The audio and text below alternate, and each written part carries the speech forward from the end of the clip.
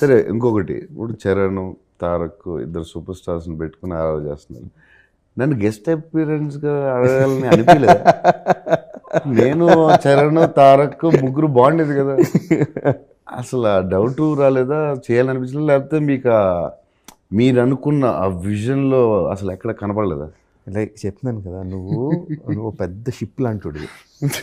Okay, again coming to the same example, అక్కడ అందులో ఆ పెద్ద షిప్ పెడితే బ్రహ్మాండంగా సీన్ వస్తుంది అంటే షిప్ తీసుకొస్తాం.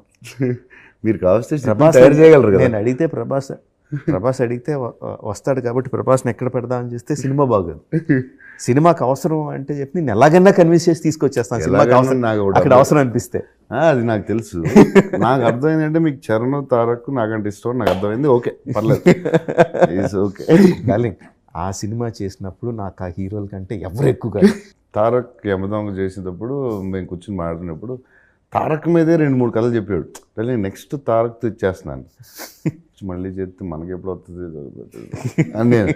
తర్వాత బాహుబలి నాతో చేసేటప్పుడు ఛత్రపతి అప్పుడు దళింగ్ ఇలాగే ఇంకొకటి లైన్ ఉంది నీకు కూడా అని చెప్పి అది చెప్పారు.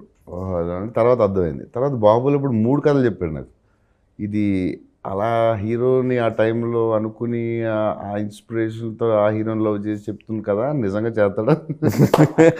సో ఈయన ఎప్పుడు ఏ సినిమా చేస్తే హీరో మీద ఒక 3 కథలు చేస్తాడు. సో అది అయ్యేదాకా గ్యారెంటీ లేదని బాబులకు క్లారిటీ వచ్చింది.